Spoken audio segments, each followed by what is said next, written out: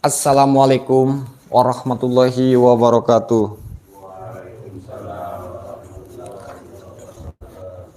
Salam hormat untuk master-master yang ada di sini. Salam hormat, salam santunku untuk master-master yang ada di luar negeri dan yang ada di dalam negeri. Salam persaudaraan seluruh dunia untuk sahabat-sahabat subscriber dimanapun Anda berada. Salam hormatku untuk guru besar Padepokan Sendang Sejagat dan salam santunku untuk guru Andi Firmansyah yang ada di Yogyakarta. Salam santun untuk guru-guruku semuanya yang ada di seluruh pelosok penjuru dunia ini. Alhamdulillah wa syukurillah. Puji serta syukur kehadirat Allah Subhanahu wa taala yang mana telah memberikan kita nikmat sehat, nikmat iman, nikmat Islam, nikmat segala-galanya.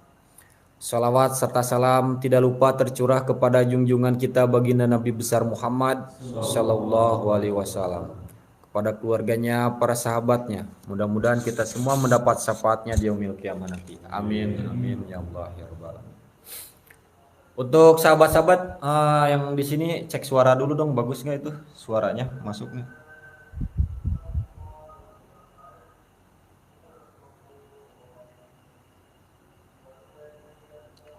Cek suara bagus ya. Alhamdulillah untuk sahabat-sahabat semuanya terima kasih banyak. Dan terima kasih banyak untuk Pak Haji Arif yang sudah menyempatkan waktunya dan tenaganya jauh-jauh dari Jakarta ya Pak Haji. Dari Jakarta ke Banten perjalanan ini ada sekitar 100 jam ada Pak Haji? Ya, kurang lebih 1 tahun. Kurang lebih 1 tahun ya. Alhamdulillah. Untuk sahabat-sahabat semuanya, terima kasih banyak juga untuk para master yang ada di sini, Mbak Ter, dan untuk para subscriber yang sudah ikut menyupport dan mendukung kegiatan-kegiatan kita di sini. Alhamdulillah, mugi barokah ya untuk sahabat-sahabat semuanya. Tadi sore kita sudah melakukan aktivitas setiap Jumat ya, Jumat barokah ya. Ada rizki sedikit kita berbagi bersama yang lain, walaupun sedikit tapi insya Allah barokah ya. Dan di situ juga ya kita kenapa menampilkan perawakan seperti ada kuntilanak dan ada pocong. Jadi edukasinya itu tidak hanya lain, saya pengen mengajak kepada siapa aja jangan takut kepada apapun. Jangan takut kepada apapun, takutlah kepada Allah Subhanahu wa taala dan kedua orang tua kita itu. Dan sebelum melakukan aktivitas seperti biasa, alangkah baiknya mari kita sama-sama untuk bersalawat dulu ya untuk sahabat-sahabat semuanya, master. Allahumma sholli wa sallim wa barik alaihi. Sallallahu ala Muhammad. Sallallahu alaihi wasallam. Sallallahu ala Muhammad. Sallallahu alaihi wasallam. Ya Nabi salam alaika. Ya Rasul salam alaika. Ya Habib salam alaika. Salawatullah alaika. Allahumma sholli wa sallim wa barik alaihi. Terima kasih banyak untuk sahabat-sahabat semuanya yang sudah ikut bersalawat bersama saya.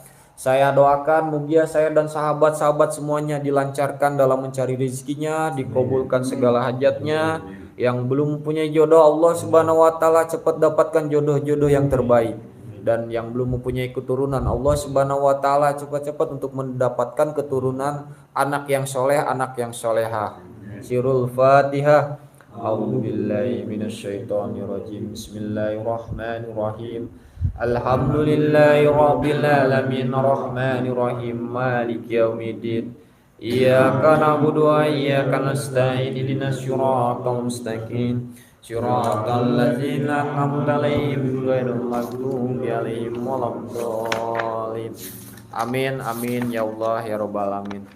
Dan untuk sahabat-sahabat semuanya, bagi yang bertanya-tanya, kemarin banyak yang nanya, Kang, mana Kang perempuan yang ditemukan ya Pak Haji, ada yang nanya, perempuan yang ditemukan di tengah hutan kemarin yang di sauna ini.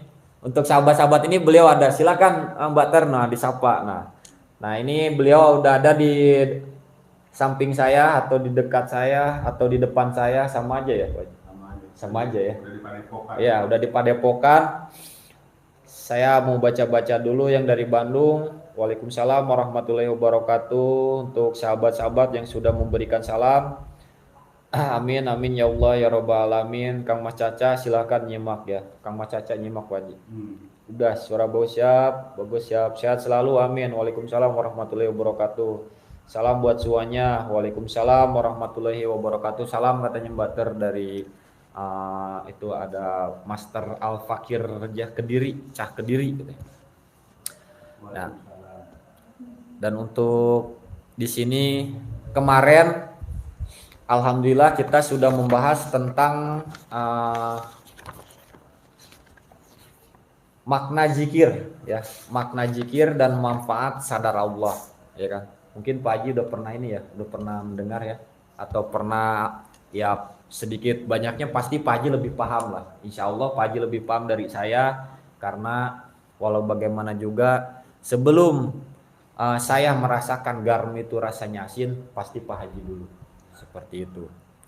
Di sini kita pengen berbagi ya Pak Haji kepada master-master semuanya, berbagi tentang sekarang ini kita bahasnya mengenal unsur diri, tentang jasad. Ya. Jadi mengenal unsur diri tentang jasad ya. Untuk sahabat-sahabat semuanya silahkan, bagi yang ya mau menyimak silahkan ya. Dan untuk master yang ada di sini silahkan dipahami. Assalamualaikum warahmatullahi wabarakatuh. Bismillahirrahmanirrahim. Sekarang kan kita mengenal unsur diri. Yang pertama di jasad, nanti jiwa yang sadar. Sekarang yang pertama di jasad dulu. Ya. Mengenal jasad atau raga, mungkin kita semua sudah mengetahui ya. Pasti banyak yang sudah mengetahui tentang jasad atau raga, yaitu tubuh jasmani atau lahiriah ini. Paham nggak Bu? Kamu pecinya kemana? Pecinya di bawah. Kenapa nggak dipakai? Masih basah. Masih basah. Nggak ada yang lain? Oke, siap.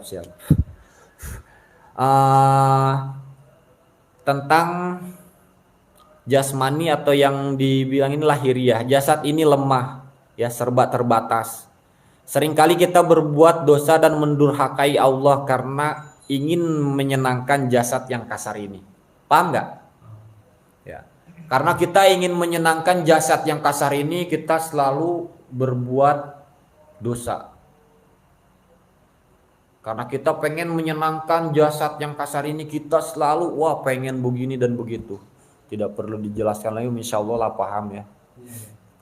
Ya Pak Haji ya, mungkin seperti itu. Dan disinilah kita, pernahkah kita sadari nanti kita akan sidang di hari penghakiman oleh jasad kita sendiri. Kaki, tangan, mata, lisan, pendengaran kita, bahkan hati akan menjadi saksi di akhirat nanti. Semua akan menjadi saksi. Semua. Contoh HP. HP juga akan dimintai pertanggungjawabannya nanti. Jangan salah. Kalau HP kamu pergunakan dengan baik, ya insya Allah pertanggungjawabannya juga akan baik nanti. Jadi jasad ini hanyalah pakaian bagi diri kita yang sejati. Diri kita yang sejati bukanlah jasad ini, tetapi rohani. Jadi jasad ini ibaratkan pakaian yang kita pakai. Yang sejatinya itu rohaninya kita.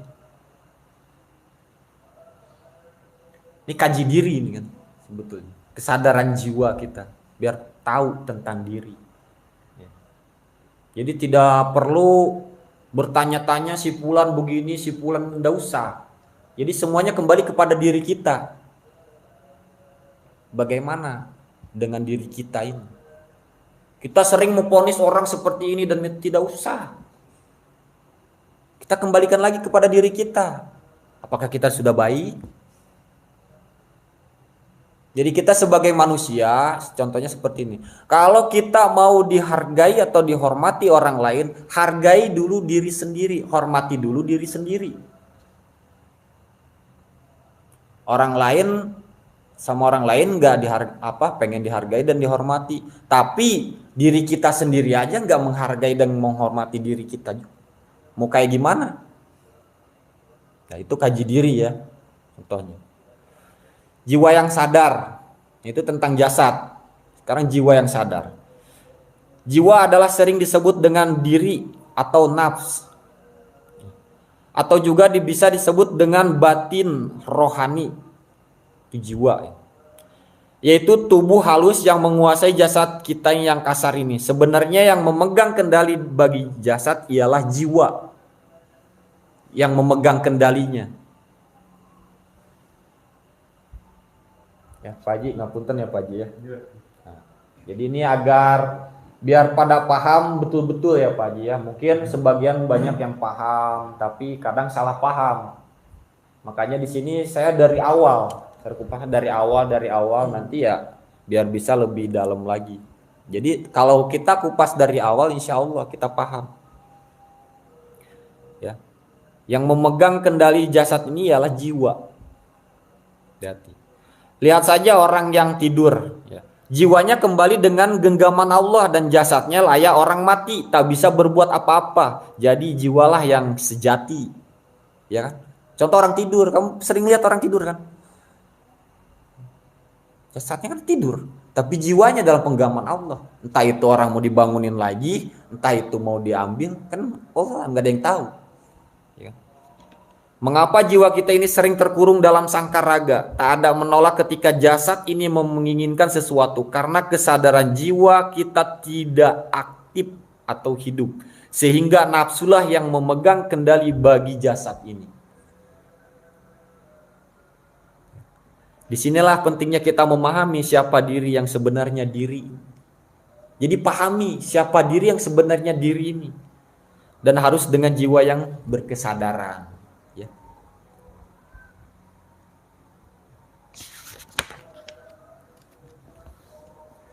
Jiwa yang sadar ialah diri ini yang menyaksikan baik yang di luar ataupun yang di dalam. Menyaksikan yang di luar ataupun yang johir, kita memahaminya yaitu dengan segala indera jasad. Melihat mata, mendengar dengan telinga dan merasakan dengan indera perasaan. Bagaimana menyaksikan di dalam diri atau yang batin? Padahal semua orang serba goib. Semuanya serba goib, ya kan? Nafsu, ego, pikiran dan segala bisikan hati itu adalah goib, ya kan? Kan bisikan-bisikan goib, ya. Nafsu goib, ya. Dan hanya bisa disaksikan oleh yang goib pula. Jangan pakai jasad raga. Ya. Unsur diri kita ini adalah dua dan berbagai macam istilah. Tapi unsurnya ada dua, tapi istilahnya ada berbagai macam syarat. Apa berbagai macam? Ada jiwa, ada raga. Ada batin, ada zohir. Ada rohani, ada jasmani. Padahal tetap dua. Iya kan?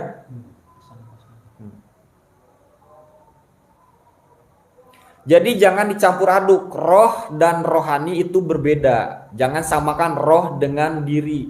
Roh itu lain lagi ceritanya. Dan yang kita bahas sekarang ialah diri. Yang kita bahas diri, ya.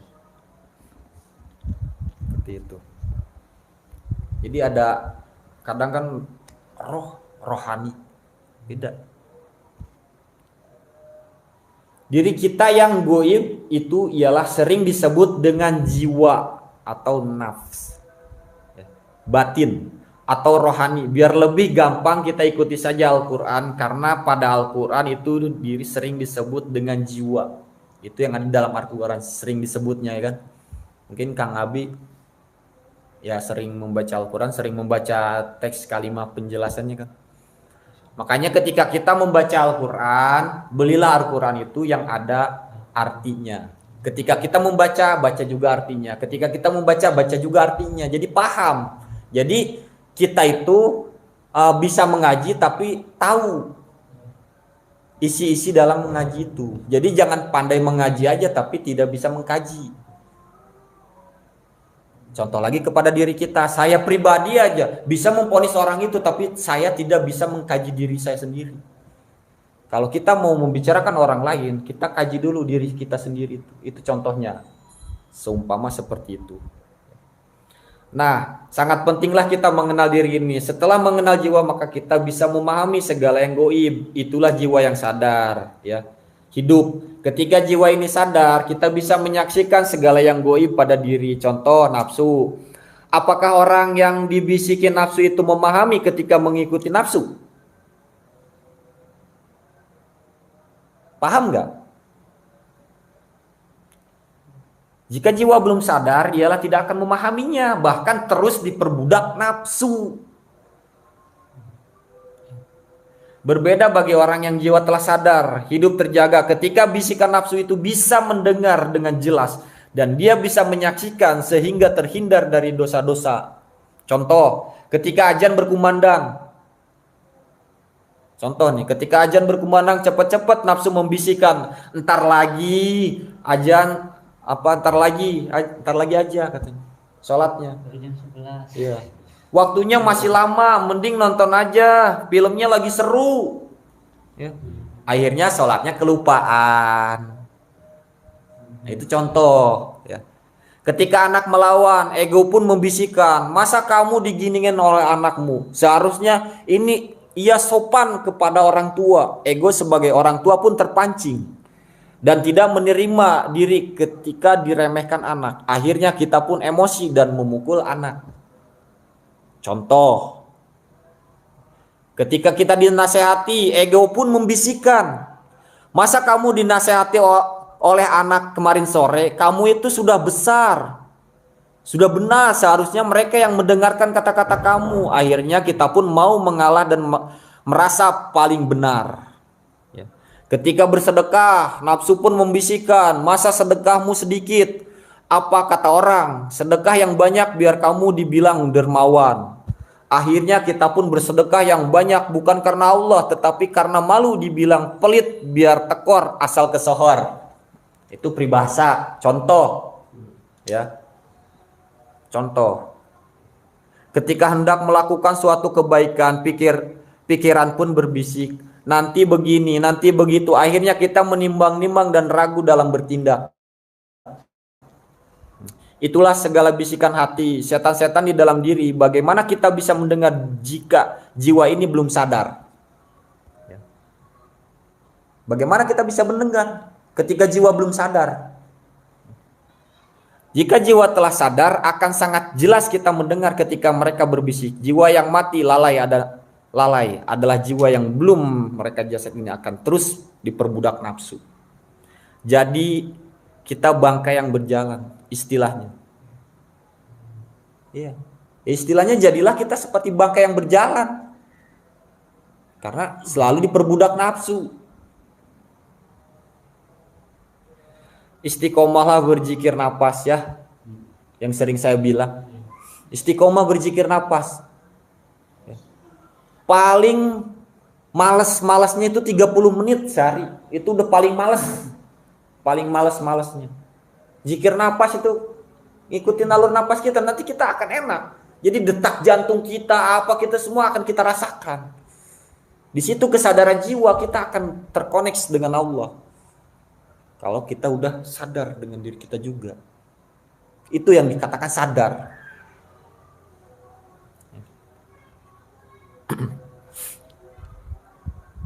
Jadi banyak sekali contoh-contoh atau kalimat ini. Ya.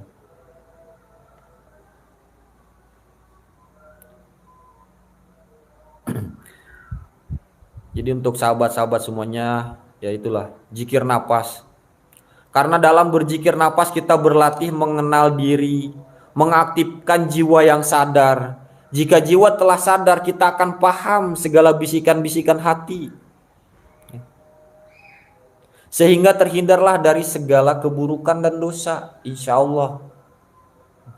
Allah itu maha goib dan hanya bisa ditemui bagi yang goib pula. Bisa nggak goib ditemukan dengan yang nggak goib? Nggak akan bisa kan? Seperti itu.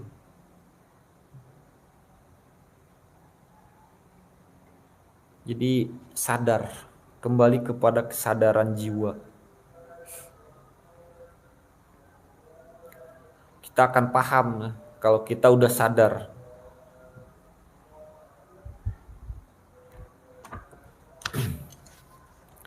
Kalau kita udah sadar, di sini kita jadi senantiasalah sadar kepada Allah, sehingga kita bisa membedakan mana kehendak dari Allah, mana kehendak dari diri sendiri. Kita akan tahu membedakannya.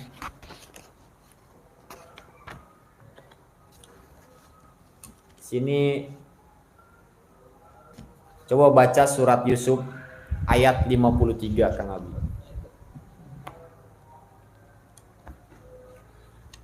Dan aku tidak akan menyatakan diriku bebas dari kesalahan, karena sesungguhnya nafsu itu selalu mendorong kepada kejahatan, kecuali nafsu yang diberi rahmat oleh Tuhanku. Sesungguhnya Tuhanku maha pengampun dan maha penyayang. Surat Yusuf ayat 53.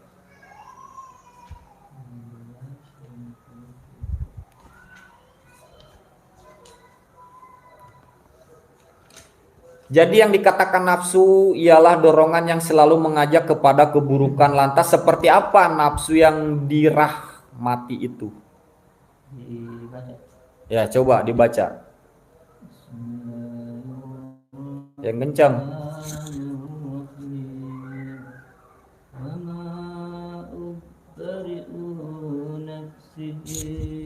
Inna tafsala ammaratum bisu'i illa ma rahima rabbi inna rabbi ghafurur rahim, yang artinya, dan aku tidak menyatakan diriku bebas dari kesalahan, karena sesungguhnya nafsu itu selalu mendorong kepada kejahatan, kecuali nafsu yang diberi rahmat oleh Robku. Sesungguhnya Robku maha pengampun, maha penyayang. Itu kan yang saya bilang tadi. Ya. Itu udah jelas-jelas di Al-Quran itu tidak akan bohong. Karena yang saya ambilnya dari Al-Quran. Ya itulah. Jadi yang dikatakan nafsu ialah dorongan yang segala mengajak kepada keburukan. Lantas seperti apakah nafsu yang dirahmati itu? Nafsu yang dirahmati ialah bermakna nafsu itu ditundukkan atau dilemahkan Allah. Ketika nafsu menjadi lemah, maka keselamatanlah kita yang berbuat keburukan. Selamat kita dari berbuat keburukan. Nafsu yang sudah dilemahkan sama Allah. Jadi letak nafsu itu ialah di jasad atau dorongan-dorongan jasad. Nafsulah yang sering memegang kendali jika kesadaran jiwa kita tiada kepada Allah. Ya. Sudah tahu salah tetapi masih juga kita berbuat. Sudah tahu dosa tapi kita dapat menolak ajakan nafsu. Dia sering menggoda pada keinginan-keinginan kita. Itu nafsu. Ya. Sebenarnya nafsu itu selalu bercerita pada di dalam diri ini. Cuma jika jiwa tidak sadar, kita sering tak menyadari atau tak mendengar, sehingga terbujuklah kita pada rayuannya. Banyak yang terjadi dalam kehidupan ini.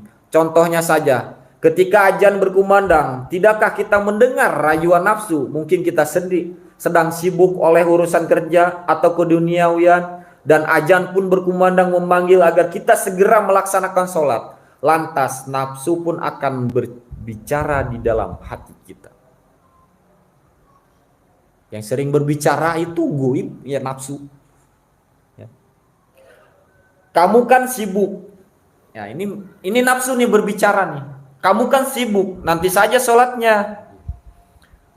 Kan waktunya masih lama. Kamu bisa mengerjakan sholat itu sebentar lagi kok. Itu yang sering berbicara. Tapi sudah sadar ya, yang tidak kita sadari, akhirnya kita pun menunda-nunda sholat atau bahkan mengabaikan panggilan sholat. Jadi nafsu itu selalu mengajak kepada keburukan. Bagaimana dengan nafsu makan dan nafsu syahwat? Nafsu makan dan nafsu syahwat itu ialah sudah fitrah manusia, bukanlah nafsu sesungguhnya. Allah menciptakan kita dengan kebutuhan jasmani, jasad yang serba terbatas.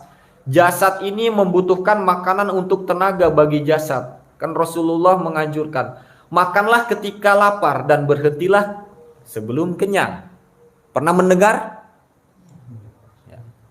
Jadi maknanya ialah kita ini tidak boleh begitu nafsu, karena nafsu itu selalu mengajak kepada keburukan. Orang yang makan tentulah menjadi mudarat bagi dirinya. Perut sudah kenyang karena makanan itu sangat lezat. Dia makan juga sepuasnya, sehingga banyak menjadi penyakit bagi jasad. Dan jasad pun menjadi lemah dan pemalas. Begitu pula syahwat. Jika bersahwat dengan mengikuti nafsu, tentulah celaka dirinya, sehingga tidak bisa menyalurkan pada tempatnya. Makanya banyak terjadi pemerkosaan dan perzinahan. Itu semua karena mengikuti nafsu. Tiada nafsu itu yang baik. Yang namanya nafsu selalulah mengajak kepada keburukan. Agar kita tak tergoda nafsu, janganlah ya mengikuti nafsu. Jadi jagalah kesadaran jiwa ini agar kita dapat mendengar dengan sangat jelas. Ketika kita mendengarkan ajakannya, mohonlah perlindungan Allah. Mintalah nafsu itu dirahmati agar menjadi lemah. Sehingga terbebaslah diri dari berbuat dosa. Karena sekelas Nabi Yusuf saja ia mengatakan, dan aku tidak menyatakan diriku bebas dari kesalahan. Itu sekelas Nabi Yusuf. Mana sanggup ia melawan nafsu jika tanpa pertolongan Allah. Apalagi yang imannya sangat lemah. Jadi mohonlah pertolongan kepada Allah. Apalagi seperti saya ini. Imannya sangat lemah, sangat jauh sekali. Nanti diajak janda bahena lo langsung aja mingkri. Itulah nafsu. Jadi biar jangan terlalu tegang ya.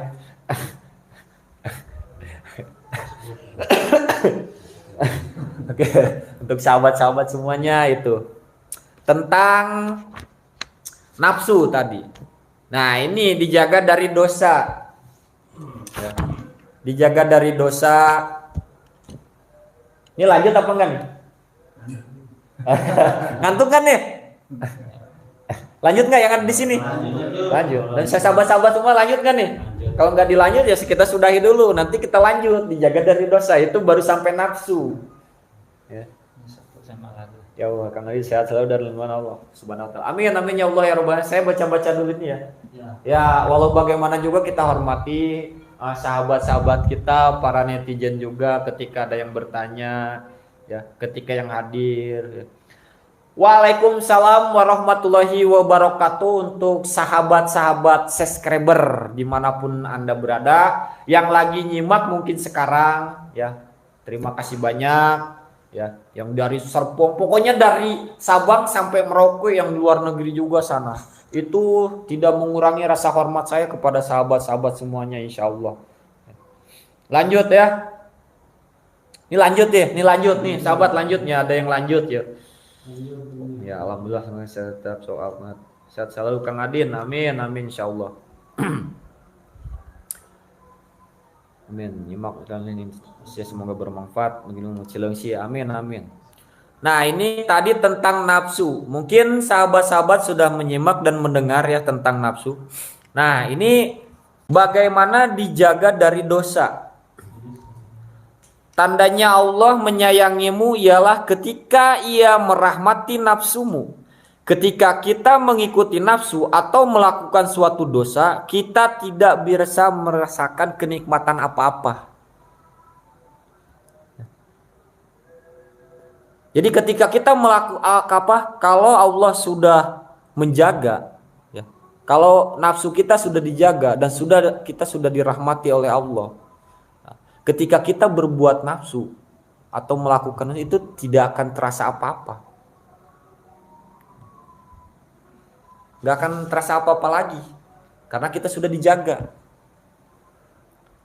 Ya. Padahal sebelumnya kita senang melakukan dosa dan menikmatinya. Ketika Allah telah menyayangimu, ditariklah rasa nikmat itu. Ketika kita melakukannya lagi, semakin lama semakin hambar dan tiada kenikmatan apa-apa.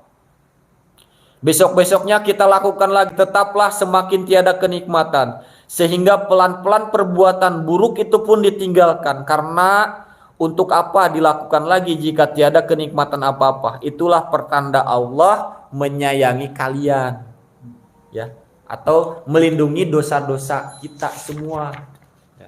Itu dijaga dari dosa. Itu ketika Allah sudah menjaga dari dosa. Makanya minta sama Allah. Ego, ini tentang ego nih, ya.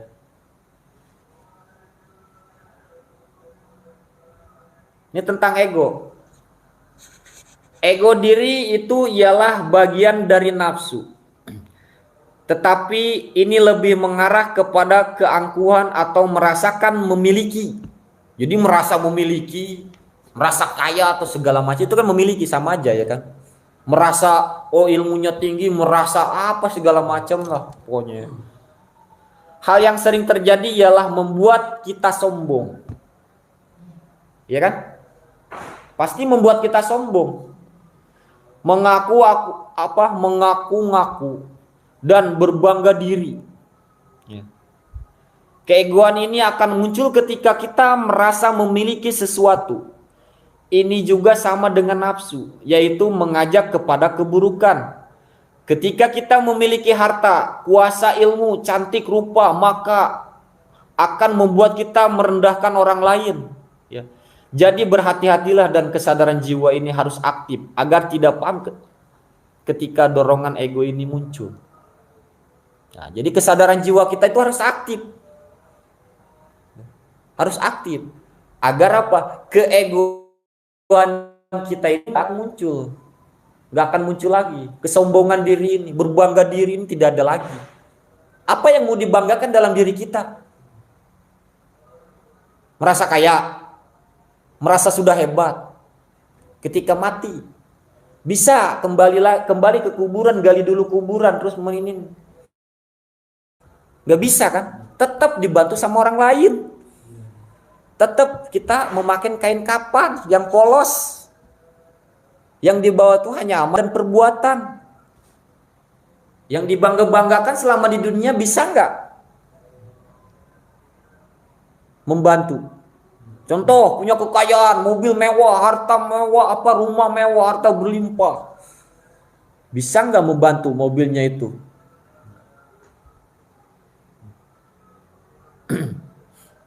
Seperti itu. Yang sangat sering tidak kita sadari kayaknya orang yang memiliki, yaitu yang tadi ya, memiliki ilmu, ya, yang sering kita sadari. Keegoan ini ialah pada orang yang memiliki ilmu itu hati-hati ya, hati-hati. Ketika kalian sudah merasa memiliki ilmu, hati-hati itu sering muncul keegoan di diri kita ini. Sangat sering kita jumpai itu. Sangat sering kita jumpai orang yang memiliki ilmu, ahli agama dan mengerti ilmu ketuhanan, tetapi tidak semakin tawadu, malah berlaku sombong karena merasa lebih pintar dan paling tahu. Ini sama saja seperti iblis. Sama saja seperti iblis. Iblis ahli ibadah, ahli Al-Quran, ahli segala macam. Ya. Ya. Iya, merasa api lebih mulia daripada tanah.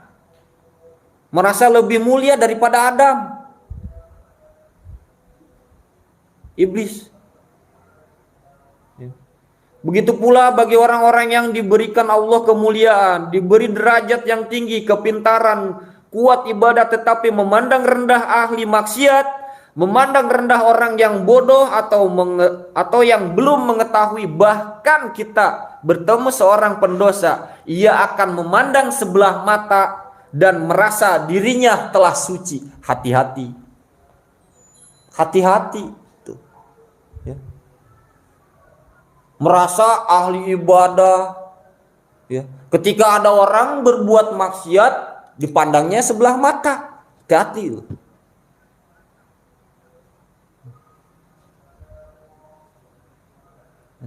Seperti itu. Itu semua akan menjerumuskan kita ke lembah kehinaan di hadapan Allah. Karena mengikuti ego diri, akan celakalah kita jika tiada aktifnya kesadaran jiwa ini. Kita tidak menyadari ketika kita menyerang diri ini. Kita tidak akan menyadari ketika keegoan menyerang kepada diri kita ini. Hati-hati. Ego karena memiliki. Orang yang cepat marah, sombong, angkuh, dan merasa paling benar, itu karena ia merasa memiliki sesuatu. Coba saja jika dia tak memiliki apapun, bisa apa dia? Ya.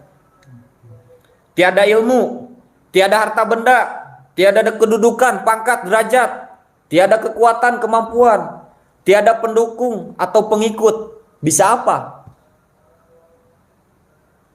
Jika itu semua tiada, bisa apa? Ternyata kesombongan itu terjadi karena yang dimilikinya, sehingga semakinlah ego menguasai diri. Ya. Ada seorang teman yang saya dahulu, wah, itu seorang jawara, teman saya jawara. Punya silat dan ilmu kebal, tiada dia takut pada siapapun. Setelah insaf, ilmu-ilmu itu dibuangnya dan kembali lurus kepada Allah. Ia menjadi penakut dan rendah hati, merasa lemah dan tak berdaya, sehingga hilanglah kesombongannya yang dahulu. Yang dahulu yang bergantung kepada jimat, sekarang menjadi bergantung kepada Allah, selalu memohon pertolongan Allah karena dia sadar diri bahwa dia lemah. Mari kita tanyakan diri masing-masing ya. Masihkah ada kesombongan di diri ini? Jika iya, pasti itu karena ada yang kita miliki. Kalau merasa sombong. Jika iya, berarti karena merasa kita ada yang memiliki. Dan ini pun banyak yang terjadi di kalangan orang-orang yang berilmu agama. Mohon maaf, ini saya tidak menyebutkan, kembalilah kepada diri masing-masing ya. Sedikit-sedikit kafir, sedikit-sedikit sesat karena ia merasa ilmu yang paling benar. Coba jika dia tiada ilmu agama sedikit pun, bisa apa? Ya. Kalau dia nggak punya ilmu sedikit pun, bisa apa? Sesungguhnya itulah ilham fujur. Ia tak sadar bahwa ia disesatkan Allah dengan apa yang dia milikinya itu. Segala nikmat pemberian Allah untuk disyukuri, bukan untuk disombongkan. Jadilah kita hamba yang bernikmat. Jika kita menyombongkan apa yang dimiliki itu, maka selalu saya bilang, lebih baik jadi orang bodoh daripada menjadi orang pintar. Ya. Karena orang bodoh itu tiada ego. Untuk apa pintar jika diri semakin berego? Maksudnya itu. Ruh. Sekarang tentang ruh. Surat Al-Isra ayat 17 halaman 11 ayat 85. Ayat 17 ayat 85. Dan mereka bertanya kepadamu Muhammad tentang ruh. Katakanlah ruh itu termasuk urusan Tuhanku, sedangkan kamu diberi pengetahuan hanyalah sedikit. 85 ya. Oh ya. Tentang ruh ya.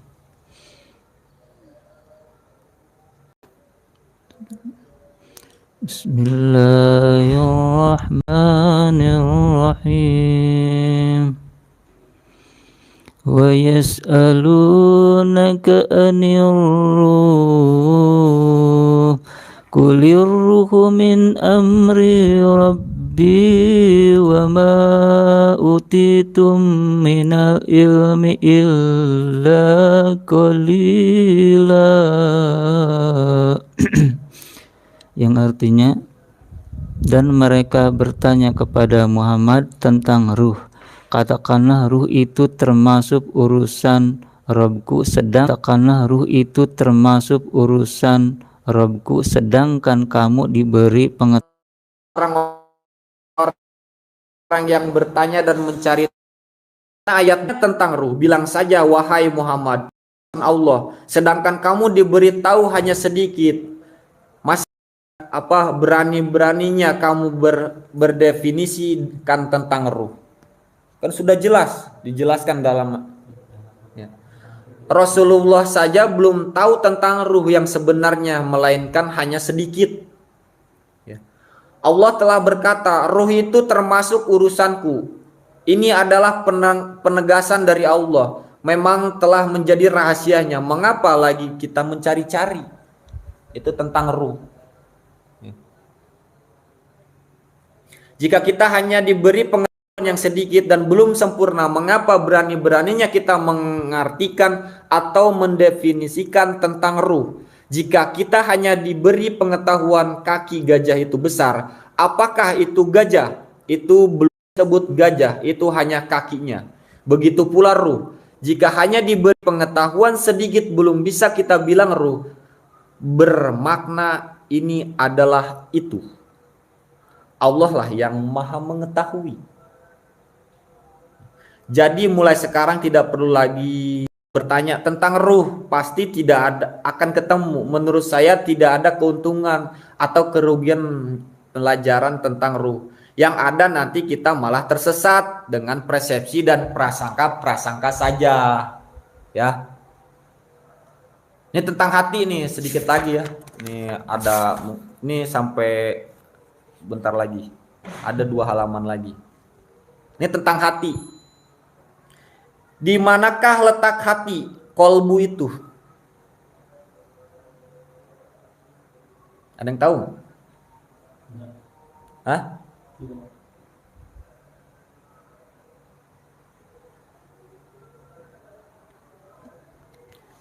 Menurut saya hati itu sama dengan pikiran atau mits. Hati itu ibarat sebuah wadah. Coba kita amati yang terjadi selama ini. Apabila pikiran tenang, hati pun tenang. Ya tah? Apabila pikiran ragu, hati pun was-was. Apabila pikiran kacau, hati pun gelisah. Apabila putus cinta, hati pun gundah gulana. Ya kan? Itulah hati.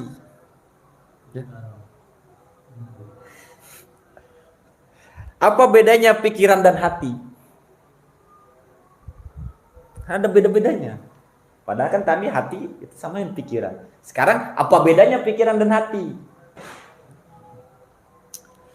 Senang, sedih, benci, gelisah, gembira, kecewa, semua ada pada pikiran.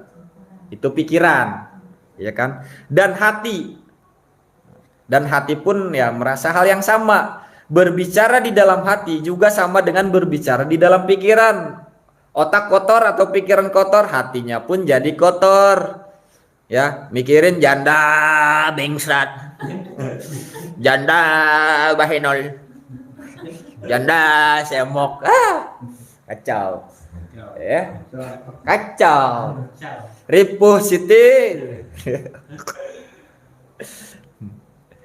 ya, hatinya jadi kotor ya, pikirannya bersih, hatinya pun jadi bersih, ya. Apa bedanya hati dan pikiran? Ya. Segala prasangka ada di hati, segala prasangka juga ada pada pikiran, segala bisikan setan ada di dalam hati, ya. Juga ada di dalam pikiran. Lantas apa bedanya hati dan pikiran? Baru saya pahami. Yang disebut kolbu itu bukan hati yang dada, tetapi pada pikiran. Yang tadi saya bilang, mits, yang di kepala. Dan sebongkah daging yang dimaksud itu bukan pada hati atau pada jantung, tetapi pada otak di dalam kepala. Di sanalah terletaknya kolbu. Baca surat Al-Hajj ayat 46. Maka tidak pernahkah mereka berjalan di bumi sehingga hati akal mereka dapat memahami, telinga mereka dapat mendengar. Sebenarnya bukan mata itu yang buta, tetapi yang buta ialah hati yang di dalam dada, sudur. Coba baca surat Al-Hajj ayat 46. 15:46 ya. Ya.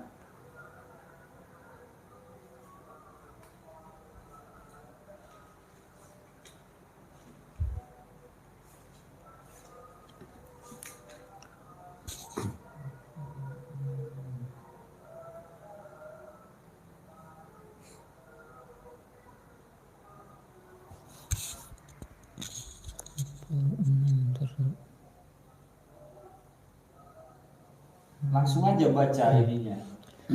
Bismillahirrahmanirrahim, yang artinya Allah berfirman, masuklah ke dalamnya dengan sejahtera dan aman. Al-Hajj ayat 46. Al-Hajj.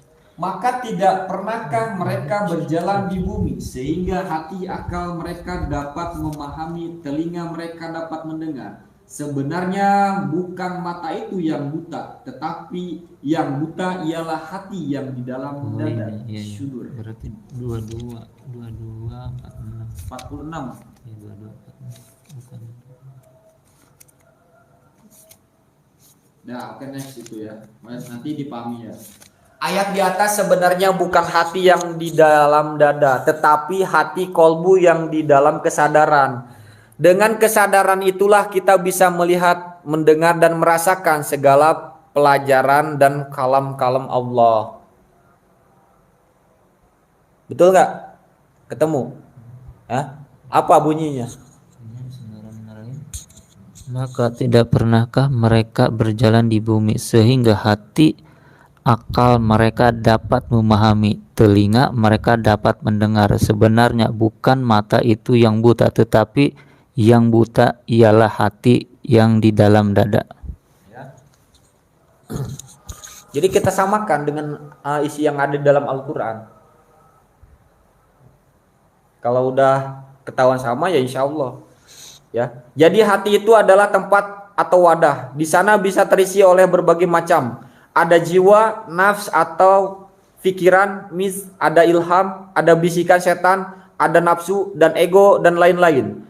Makanya kita harus bisa memahami, jangan suka mengikuti kata hati. Bisa jadi yang kita ikuti adalah bisikan setan atau nafsu diri kita sendiri. Ya. Disinilah pentingnya kita mengaktifkan kesadaran jiwa. Ya. Diri kita agar bisa melihat jelas siapakah yang ada di hati ini. Sehingga kita tak tertipu bujuk rayuan setan.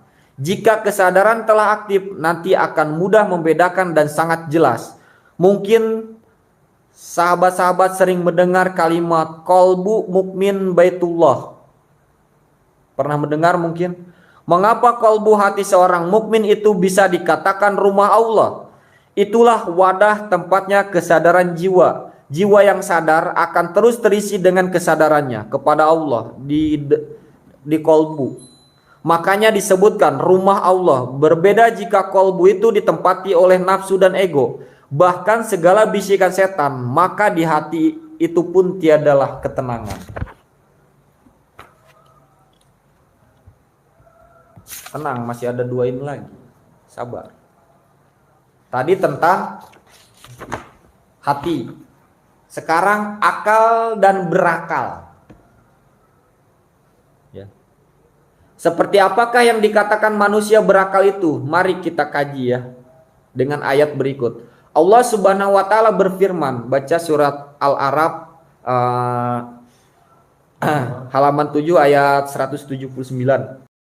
Tidak dipergunakan untuk melihat tanda-tanda telinga. Mereka itu seakan lebih sesat lagi. Mereka itulah orang-orang yang Hah? Coba dibaca aja nggak apa-apa, biar sama. Bismillahirrahmanirrahim.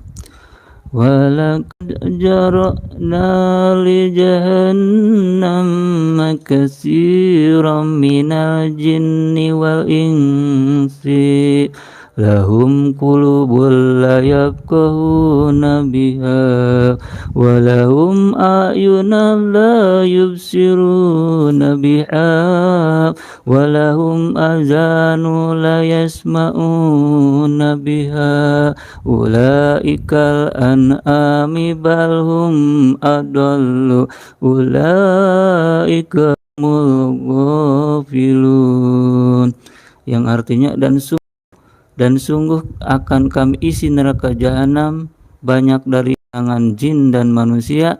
Mereka memiliki hati tetapi tidak dipergunakan untuk memahami ayat-ayat Allah, dan mereka memiliki mata tetapi tidak dipergunakan untuk melihat tanda-tanda kekuasaan Allah, dan mereka mempunyai telinga tetapi tidak dipergunakan untuk mendengarkan ayat-ayat Allah. Mereka itu seperti hewan ternak, bahkan lebih sesat lagi. Mereka itulah orang-orang yang lengah atau orang-orang yang rugi. Shadaqallahul azim. Betul. Ya. Itu dari surat Al-A'raf. Ngeri ini ayatnya ya. Bener tegas ya. Ya, ngeri. Betul-betul tegas ini ayatnya. Yang tidak berakal dianggap binatang oleh Allah. Jadi yang dikatakan berakal itu ialah orang yang kesadarannya ke Allah itu ya aktif, always on, sadar Allah. Yang dikatakan hati merasa melihat dan mendengar itu ialah dengan kesadaran, bukan dengan berpikir atau memikirkan. Jadi sangatlah berbeda antara menyadari dan memikirkan. Tidak digunakan untuk memahami ayat Allah yang melihat tanda kekuasaan Allah. Ngeri. Jadi ayat yang tanda kekuasaan Allah itu ialah yang ada di alam semesta ini. Dan di ayat yang lain Allah menyebutkan, sesungguhnya dalam penciptaan langit dan bumi dan silih bergantinya malam dan siang terdapat tanda-tanda bagi orang-orang yang berakal. Orang-orang yang mengingat menyadari Allah sambil berdiri atau duduk atau dalam keadaan berbaring. Dan mereka memikirkan tentang penciptaan langit dan bumi, seraya berkata, ya Tuhan kami, tiadalah Engkau menciptakan ini dengan sia-sia, Maha Suci, maka peliharalah kami dari siksaan neraka. Surat Al-Imran ayat 191. 90-91. Sangat jelas ayatnya, yang jelas dikatakan orang berakal itu ialah orang yang menyadari Allah, berinsan setiap saat sambil berdiri, duduk dan berbaring dengan kesadaranlah. Kita memahami tanda kekuasaan Allah. Bagaimanakah kita melihat tanda-tanda kekuasaan Allah? Contoh, kita melihat bintang-bintang di langit. Mata ini hanya memandang, tetapi yang di dalam diri yang bicara. Mengapa ya bintang itu tidak jatuh? Tidak berbenturan, siapa yang mengatur, siapa yang menjaganya, pasti ada. Itulah yang namanya kesadaran. Jadi menyadari dan memikirkan itu beda. Contohnya lagi, kita punya hutang, pasti mikirin bagaimana ya cara membayar hutang saya. Nah, ini asli mikir, yang ada kepala mau pecah rasanya. Karena mikirin aja, ya kan? Tetapi tak ketemu juga caranya. Tetapi jika pakai kesadaran, ya Allah, kasih cara hamba ya Allah. Bagaimana agar hutang hamba lunas? Tapi pasti ada petunjuk yang terpikir sebelumnya. Ya ikuti saja, pasti selesai dengan cara Allah. Itulah kesadaran. Kalau pakai pikiran pasti kita mencari dengan nafsu. Di sini bisikan nafsu menyerang. Pakai saja cara instan, yang penting beres. Inilah bisikan nafsu. Tetapi jika pakai kesadaran, disitulah akan terbaca tanda kekuasaan Allah. Kita ini suruh apa? Ya ikuti saja, nanti akan selesai dengan Allah. Itulah orang yang berakal. Makanya orang yang tidak berakal itu dianggap binatang oleh Allah. Ialah orang yang memperturutkan nafsu dirinya. Karena binatang itu pakai insting pikiran. Jika sudah lapar ia tak mau tahu. Yang penting gimana caranya bisa makan. Yang penting makan. Ya kan? Nah, orang yang berakal ialah orang yang selalu pakai kesadaran, ya. Sadar Allah, ya. Gimana pun situasinya ia bersadar pada aturan Allah, tak lagi mengikuti nafsu, tak mau, ya, tahu mana yang benar, mana yang salah. Kesadarannya selalu bersama Allah, hidupnya selalu mengikuti kehendak Allah. Karena itu sangat paham kehendak-kehendak Allah pada dirinya. Jelaslah yang berakal itu bukan orang yang pintar, karena sangat banyak orang pintar, banyak akal, tetapi seperti binatang akhlaknya. Mohon maaf. Ya, itu bukan berakal. Yang sesungguhnya orang yang berakal ialah orang yang hidup sadar Allah, berihsan. Ya. Pada surat Al-A'raf ayat 179, Allah perumpamaan orang yang tidak memakai kesadarannya disebut dengan binatang ternak. Mengapa perumpamaan itu binatang ternak? Karena binatang ternak ialah binatang yang paling bodoh, dungu, penurut. Begitulah manusia yang tiada kesadaran ke Allah. Sama saja seperti binatang ternak yang bodoh. Bodoh, dungu, hanya mengikuti, menuruti saja bisikan nafsu diri ataupun mengikuti setan berwujud manusia. Tak bisa menentukan mana yang benar dan mana yang salah. Sudah dikasih akal tetapi tidak mau dipakai. Makanya yang dikatakan bahkan lebih sesat lagi dari itu. Jika kita orang berakal yang kesadarannya ke Allah aktif, pasti tahu mana yang benar dan mana yang salah. Tak lagi mengikuti nafsu, apalagi mengikuti ajakan setan berwujud manusia. Mana mau ikut-ikutan, akan sangat paham jika diri disesatkan. Orang yang lengah, yang sadar diri, yang disesatkan oleh setan, itu orang-orang yang tidak berakal. Ya, jadi aktifkan kesadaran diri kita, kesadaran jiwa kita kepada Allah. Ya. Teruslah untuk zikir nafas. Tidur? Enggak. Tepar satu.